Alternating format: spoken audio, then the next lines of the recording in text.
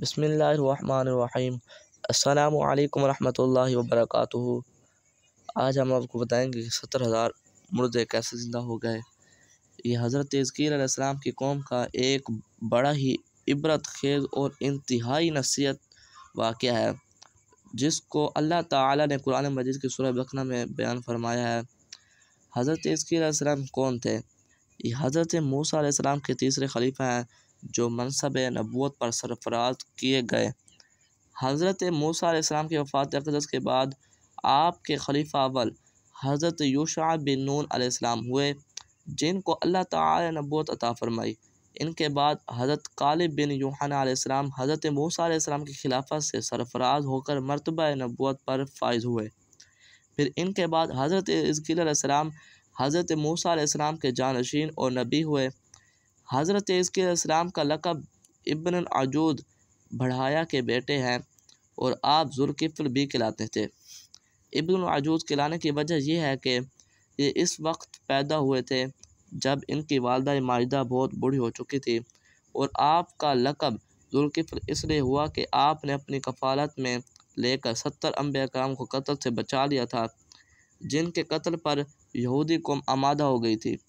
پھر یہ خود بھی خدا کے فضل و کرم سے یہودیوں کی تلوار سے بچ گئے اور برسوں زندہ رہ کر اپنی قوم کی ہدایت فرماتے رہے۔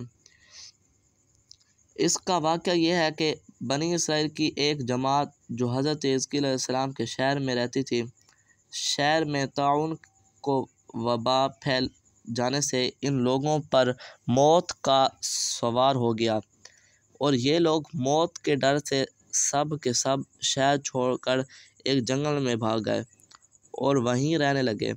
تو اللہ تعالیٰ کو ان لوگوں کی یہ حرکت بہت زیادہ ناپسند ہوئی، چنانچہ اللہ تعالیٰ نے ایک عذاب کے فرشتے کو اس جنگل میں بھیج دیا، جس نے ایک پہاڑ کی آڑ میں چھپ کر اور چیخ مار کر بلند آواز سے یہ کہہ دیا کہ موتوا، یعنی تم سب مر جاؤ۔ اور اس مہیب اور بھیانک چیخ کو سن کر بغیر کسی بیماری کے اچانک یہ سب کے سب مر گئے، جن کی تعداد 70,000 تھی۔ ان مردوں کی تعداد اس قدر زیادہ تھی کہ لوگ ان کفن دفن کا کوئی انتظام نہیں کر سکے، اور ان مردوں کی لاشیں کھلی میدان میں بے کفن 8 دن تک پڑی پڑی سڑنے لگی، اور بے انتہائی تعفن اور بدبو سے پورے جنگل بلکہ اس کے اطراف میں بدبو پیدا ہو گئی۔ کچھ لوگوں نے ان کی لاشوں پر رحم کھا کر چاروں طرف سے دیوار اٹھا دی تاکہ یہ لاشیں درندوں سے محفوظ رہیں۔ کچھ دنوں بعد حضرت حزقیل علیہ السلام کا اس جنگل میں ان لاشوں کے پاس سے گزر ہوا تو اپنی قوم کے 70,000 انسانوں کو اس موت نگہانی اور بے کفن لاشوں کی فراوانی دیکھ کر رنج و غم سے ان کا دل بھر آیا، عبیدہ ہو گئے اور باری تعالیٰ کی دربار میں دکھ بھرے دل سے گڑ گڑا کر دعا مانگنے لگے کہ یا اللہ، یہ میری قوم کے افراد تھے جو اپنی نادانی سے یہ غلطی کر بیٹھے کہ موت کے ڈر سے شہر چھوڑ کر جنگل میں آ گئے۔ یہ سب میرے شہر کے باشندے ہیں، ان لوگوں سے مجھے انس حاصل تھا اور یہ لوگ میرے دکھ سکھ میں شریک رہتے تھے۔ افسوس کہ میری قوم ہلاک ہو گئی اور میں بالکل اکیلا رہ گیا۔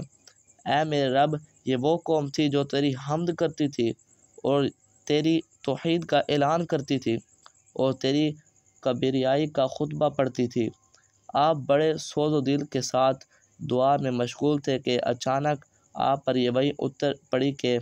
اے حزقیل علیہ السلام، آپ ان بکھری ہوئی ہڈیوں سے فرما دیجیے کہ اے ہڈیوں، بے شک اللہ تعالیٰ تم کو حکم فرماتا ہے کہ تم اکٹھا ہو جاؤ۔ یہ سن کر بکھری ہوئی ہڈیوں میں حرکت پیدا ہوئی اور ہر آدمی کی ہڈیاں جمع ہو کر ہڈیوں کے ڈھانچے بن گئے۔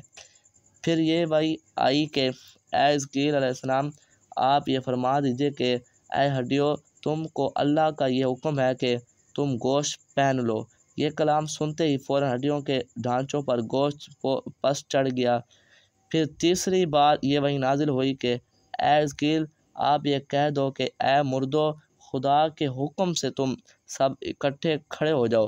چنانچہ یہ فرما دیا تو آپ کی زبان سے یہ جملہ نکلتے ہی 70,000 لاشیں دم و زدن میں نگاہ یہ پڑھتے ہوئے کھڑی ہو گئی کہ سبحانک اللہم و بحمدک ولا الہ الا انت۔ پھر یہ سب